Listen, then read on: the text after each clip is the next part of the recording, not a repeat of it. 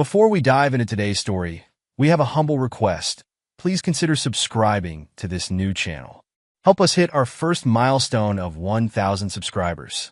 Your support will motivate us to keep bringing you more exclusive, original cheating wife stories. And now, let's get started with today's story. Blake Kerr's steady hands, which had just performed a complex 16-hour heart surgery, gripped his car keys as he pulled into his driveway. The respected cardiothoracic surgeon had left Memorial Hospital early, his mind focused on completing the mounting paperwork from his latest procedures.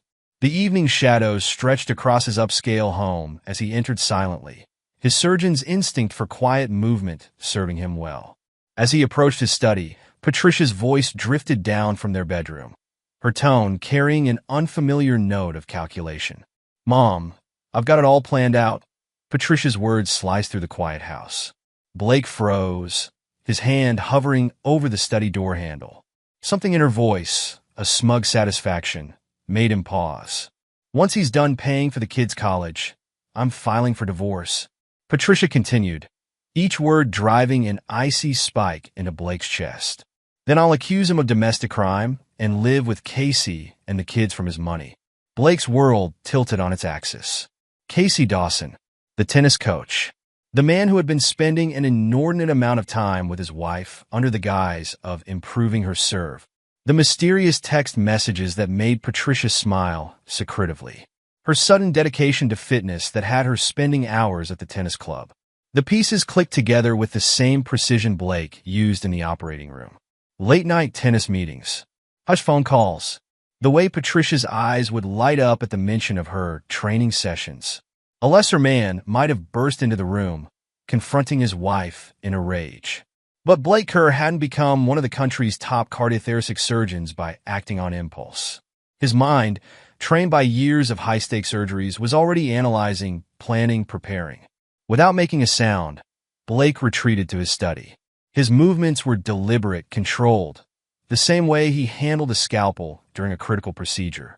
As he sat behind his desk, his expression remained neutral, but his eyes had taken on the focused intensity his surgical team knew well. Patricia's voice continued to float down the hallway, discussing the details of her betrayal with her mother, unaware that her carefully constructed plan had just begun to unravel. The following days saw Blake operating with the same precision he used in surgery, but this time, his careful cuts were designed to expose his wife's deception. Every movement was calculated, every reaction measured. During breakfast, Blake maintained his usual routine, scanning medical journals while sipping his coffee, seemingly oblivious to Patricia's poorly hidden smirks at her phone. His phone, however, was quietly recording every conversation, every subtle interaction. At the hospital, Blake threw himself into preparing for a groundbreaking heart surgery. The procedure, if successful, could revolutionize treatment options for dozens of patients. His colleagues noticed his increased focus, attributing it to the high stakes of the upcoming operation. Dr. Kerr, a young resident, approached him during rounds. "The board is particularly interested in the outcome of this procedure." Blake nodded, his mind simultaneously tracking multiple threads. The surgery preparation, the evidence gathering, the facade of normalcy. "Then we'll make sure to exceed their expectations." Meanwhile, Patricia grew bolder in her indiscretions. At the country club, she sat too close to Casey Dawson, their heads bent together over supposed training schedules. Blake observed from a distance as their mutual friends awkwardly averted their eyes, discomfort evident in their forced smiles.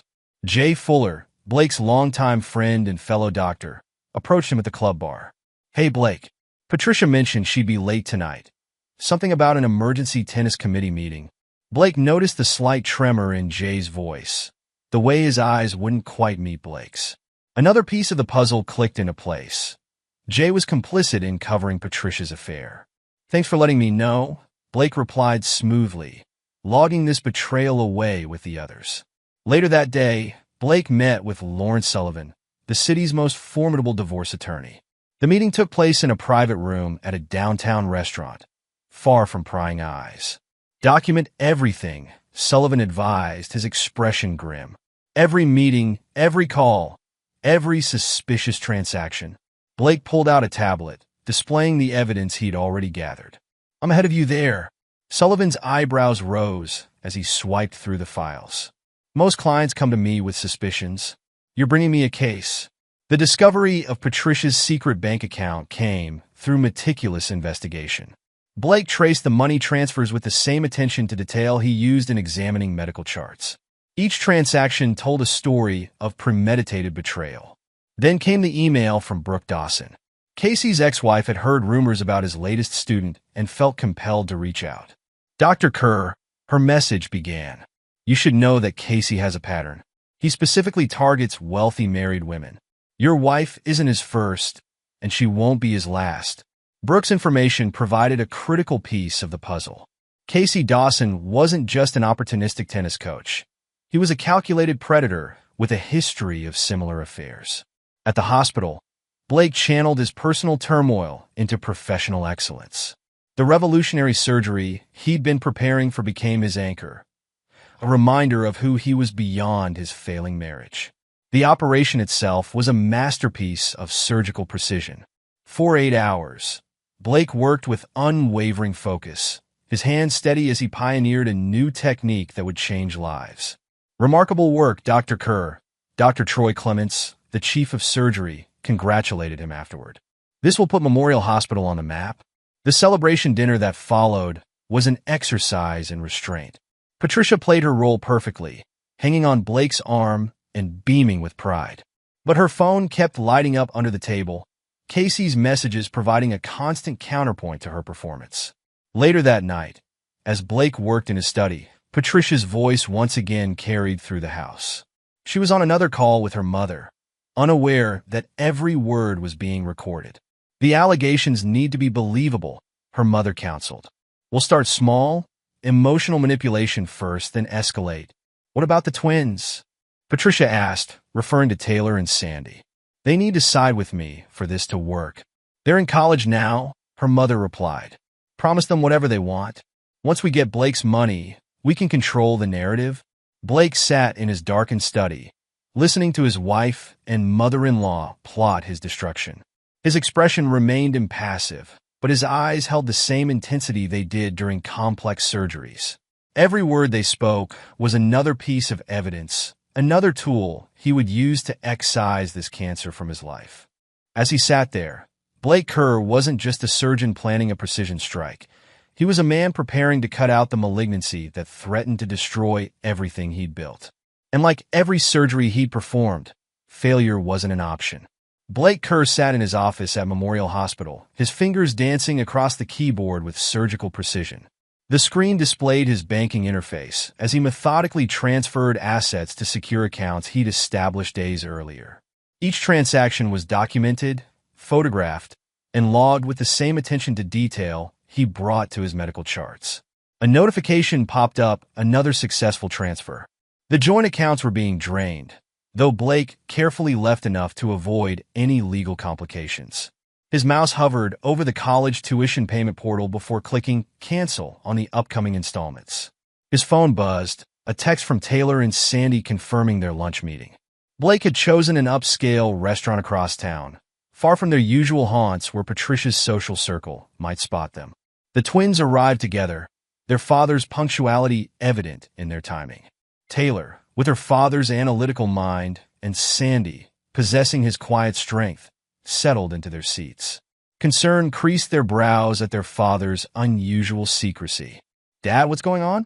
Taylor asked, her pre-med training making her particularly attuned to subtle changes. You've never asked us to meet like this before. Blake pulled out his tablet, his expression grave. There's something you need to hear, he said, pressing play on the first recording. Patricia's voice filled their private dining room, discussing her plans to falsely accuse their father of domestic crime. The twins' faces transformed as they listened, shock, disgust, and anger playing across their features in waves. That's not even all of it, Blake said quietly, playing the second recording, the conversation about manipulating the twins themselves. Sandy's hands clenched into fists. She was going to use us? Against you? Taylor's expression hardened, a mirror of her father's surgical focus. The tennis lessons, the late meetings, it was all with Casey. Blake nodded, letting his children process the betrayal at their own pace. He'd seen enough patients receive life-altering news to know when silence was the best medicine. "What are you going to do?" Taylor finally asked. "I'm handling it," Blake replied, his voice steady. "But I needed you to know the truth before things start happening. Your tuition payments have been suspended." "Good," Sandy interrupted. "We don't want her money or her manipulation," Taylor added, her voice cold. Blake studied his children, seeing in them the same strength he'd relied on throughout his career. "This won't be easy. Your mother will try to turn this against me, against us." The twins exchanged glances before Taylor spoke for both of them. "We're with you, Dad. All the way." Meanwhile, across town, Patricia stared at her banking app in growing panic. The accounts were nearly empty. The regular transfer she'd come to rely on had stopped, and her credit cards were declined. Her manicured fingers trembled as she called Casey. "Something's wrong," she hissed into the phone. "All the money, it's gone?" Casey's voice oozed false confidence. "Don't worry, babe. We'll figure something out. Blake probably just made a mistake with the accounts." But Patricia heard the undertone in his voice, the slight waver that suggested his interest lay more with the missing money than with her welfare. As she ended the call, Patricia noticed an email notification. Payment declined. University tuition. Her carefully constructed plan was starting to unravel, and for the first time, real fear crept into her heart. The confrontation erupted in Blake's home office that evening. Patricia burst through the door, her face flushed with anger and panic. "What have you done?" she demanded, waving her phone, displaying the empty account balances. "How dare you? How dare I?" Blake's voice cut through her tirade, cool and precise as a scalpel. "That's an interesting choice of words, Patricia. Don't play games with me," she snarled. "I'll ruin you." One phone call to the police about domestic crime. Blake pressed a button on his computer, and Patricia's voice filled the room. "Then I'll accuse him of domestic crime and live with Casey and the kids from his money." Patricia's face drained of color. Blake continued playing segments of recordings. Her conversations with her mother, her plans to manipulate their children, everything. "You've been recording me?" she whispered, her bravado crumbling.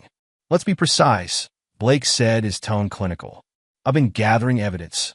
Something any reasonable person would do when they discover a conspiracy against them." Across town, Casey Dawson was already distancing himself from the imploding situation. He'd seen the writing on the wall the moment Patricia mentioned the frozen accounts. In the tennis club's private courts, he focused his attention on Mandy, a young student with a trust fund and naive eyes. "Your form is really improving," he said smoothly, standing closer than necessary to adjust her stance. The same moves he'd used on Patricia, recycled for a new target. Patricia's frantic calls went straight to voicemail. Her text messages received increasingly shorter responses until they stopped altogether. The reality of her situation began to sink in as she watched her lover's attention shift to younger, wealthier prey. Jay Fuller, believing himself clever, attempted to warn Patricia about Blake's evidence collection. He cornered her after a country club luncheon. "Patricia, you need to be careful. Blake knows everything," he whispered. "He's been gathering proof." "Dr. Fuller," a stern voice interrupted. Two men in suits approached, badges glinting. "We're from the insurance fraud division. We need to discuss some irregularities in your billing practices." Jay's face went pale as he realized Blake had outmaneuvered him too. His years of insurance fraud, carefully hidden, had been exposed with surgical precision. Patricia and her mother launched their desperate counterattack, spreading whispers through the hospital corridors about Blake's supposed instability and aggression. But they miscalculated badly. "Dr. Kerr's revolutionary surgery saved my daughter's life," one board member declared during an emergency meeting. "These accusations are absurd." Dr. Troy Clements, standing at the head of the conference table, addressed the board. "Dr. Kerr's work has put Memorial Hospital at the forefront of cardiac care. His reputation is impeccable." The rumors died quickly, suffocated by Blake's sterling reputation and recent surgical triumph. Patricia's attempts to poison his professional life only served to further isolate her. Taylor and Sandy packed their belongings from the family home efficiently, their movements precise and determined. They'd inherited their father's ability to compartmentalize emotion when necessary. "She actually thought we'd believe her over Dad," Sandy muttered, boxing up photos from happier times. Taylor nodded, her expression grim. She never really knew us at all. Blake's new apartment was smaller, but warmly furnished, a fresh start free from Patricia's influence.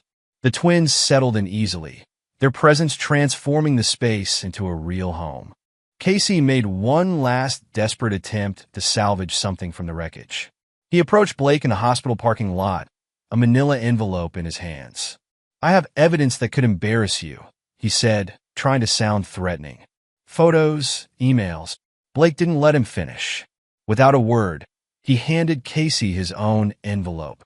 Inside were detailed reports of Casey's previous scams, statements from other wealthy women he'd targeted, and financial records showing his pattern of fraud. "Would you like to compare evidence?" Blake asked quietly, his surgeon's eyes dissecting Casey's bravado. "Or would you prefer to walk away while you still can?" Casey's swagger deflated as he realized he'd brought a knife to a gunfight. Blake had outmaneuvered him at every turn, his precision and thoroughness leaving no room for counterplay. As Casey slunk away, his schemes in tatters, Patricia watched from her car across the street. Her carefully constructed world had crumbled to dust. Her lover had abandoned her children despised her, and her husband had proved to be far more formidable than she'd ever imagined. The man she'd dismissed as a workaholic surgeon, too absorbed in his career to notice her deception, had systematically dismantled her life with the same precision he used in the operating room. And like his surgeries, his operation had been a complete success. The courtroom buzzed with tension as Lawrence Sullivan rose to present Blake Kerr's case. The veteran divorce attorney moved with the confidence of a man holding a winning hand. "Your Honor," Sullivan began, "what we have here is not merely a case of infidelity, but a calculated conspiracy to defraud and defame my client." Patricia shifted uncomfortably in her seat, her discount store outfit a stark contrast to her former designer wardrobe. Her attorney, a public defender since no private lawyer would take her case, shuffled papers nervously. Sullivan methodically presented the evidence: recordings, financial records, photographs. Each piece clicked into place like a surgical instrument being laid out for an operation. "And now, Your Honor, we present evidence of premeditated plans to falsely accuse Dr. Kerr of domestic crime." Sullivan played the recordings that had first alerted Blake to his wife's betrayal. Patricia's face contorted with rage and fear as her own voice filled the courtroom. "Then I'll accuse him of domestic crime and live with Casey and the kids from his money." The judge's expression darkened with each new piece of evidence.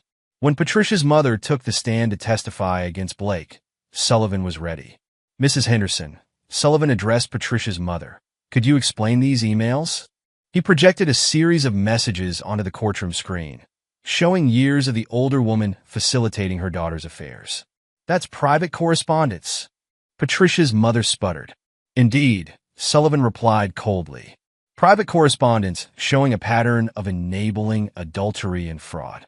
Not just with Mr. Dawson, but with 3 other men over the past decade." The courtroom stirred as this revelation landed. Patricia's mother deflated on the stand, her credibility evaporating. Next came the twins' testimony. Taylor took the stand first, her composure matching her father's surgical precision. "My mother saw us as assets," Taylor stated, her voice clear and firm. "She planned to use us as weapons against our father.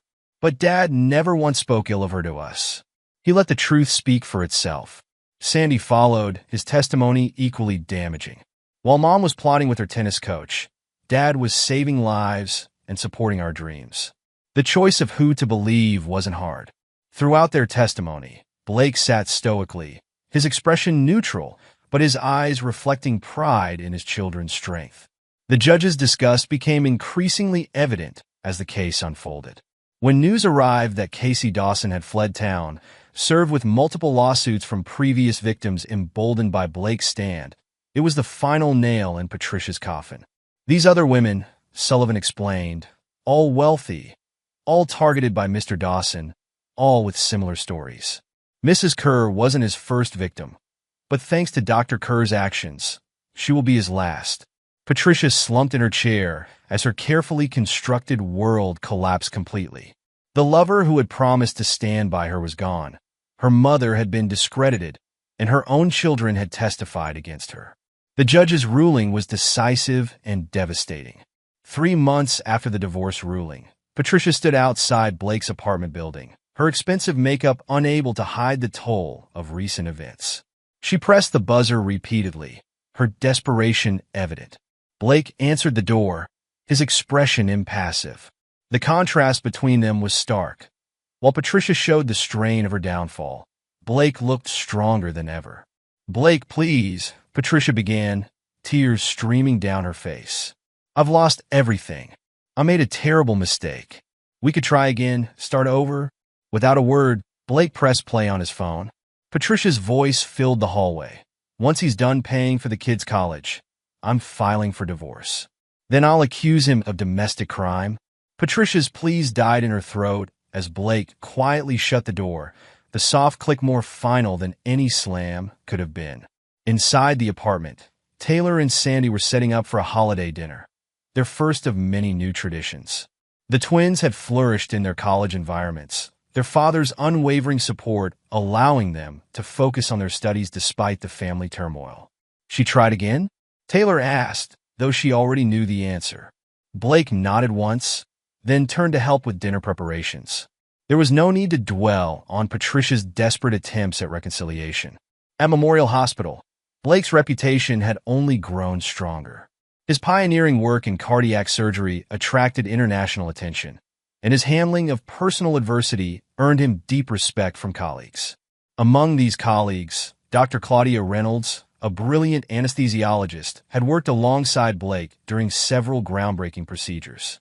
Their professional rapport gradually evolved into something more, built on mutual respect and shared values. 1 year later, Blake's new home filled with warmth and laughter as Taylor and Sandy returned for summer break. The elegant but comfortable house reflected its owner, sophisticated without pretense, welcoming but dignified. "Did you hear about Mom?" Sandy asked, showing his father a social media post. Patricia's new life as a receptionist at a small clinic was a far cry from her previous social status. "And Casey's been arrested in Arizona," Taylor added.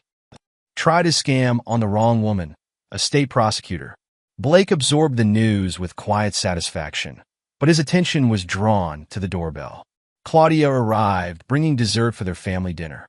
Her presence felt natural, unforced, the antithesis of Patricia's calculated performances. Taylor and Sandy exchanged knowing looks as they watched their father with Claudia. This was what a real relationship looked like, built on honesty, mutual respect, and genuine care. As they settled around the dinner table, Blake's phone rang. Dr. Troy Clement's name flashed on the screen. "Congratulations, Chief of Surgery," Clements announced without preamble. The board's decision was unanimous. Blake shared the news with his loved ones, their genuine celebration a stark contrast to the artificial praise of his previous life. Looking around the table, he saw his real family. Children who chose truth over manipulation, a potential partner who valued integrity over appearances, and a future built on his own terms. The game-changing surgery that had coincided with Patricia's betrayal had become a footnote in his success story. By refusing to be a victim, by methodically excising the cancer of betrayal from his life, Blake had shown his children what real strength looked like. As laughter filled his new home, Blake Kerr knew that every calculated decision, every carefully planned step away from betrayal, had led him to something better than mere survival. He had turned crisis into opportunity, betrayal into triumph. The man who had saved countless lives in the operating room had also saved himself, and in doing so, had built a life more genuine and fulfilling than the one Patricia had tried to destroy. Epilogue. 5 years later, time had a way of revealing the true consequences of betrayal. For Patricia Henderson, formerly Patricia Kerr, the fall from grace continued long after the divorce. The small clinic where she worked as a receptionist had closed, forcing her to take an even lower position at a veterinary office. Her once manicured hands, now rough from cleaning kennels, served as a daily reminder of her downfall. The modest studio apartment she called home was a far cry from the luxurious house she had shared with Blake. Her mother, disgraced by the revelation of her role in multiple affairs, had retreated to a small town in Florida, their relationship strained by mutual blame. The society circles that had once been Patricia's entire world now treated her as a cautionary tale. Her name was whispered at country club gatherings, not in gossip, but in warnings to young wives about the price of betrayal. Casey Dawson's fate had been even more severe. After his arrest in Arizona, investigations revealed a pattern of fraud spanning multiple states. He now resided in a federal prison, serving an 8-year sentence for wire fraud and extortion. His victims, emboldened by Blake's example, had come forward one by one, each testimony adding years to his sentence. His charming smile and tennis prowess meant little in the prison yard. Jay Fuller, following his conviction for insurance fraud, had lost his medical license. Last anyone heard, he was selling pharmaceutical supplies in a neighboring state, his professional reputation permanently tarnished. His wife had divorced him, taking their children and leaving him to face his disgrace alone. In stark contrast, Blake Kerr's life had flourished. Under his leadership as chief of surgery, Memorial Hospital had become a leading center for cardiac innovation. His pioneering techniques had saved countless lives, and medical students competed fiercely for residency positions under his mentorship. His marriage to Claudia 2 years after the divorce had brought a new dimension of joy to his life. Their partnership, built on mutual respect and shared values, showed Taylor and Sandy what genuine love looked like.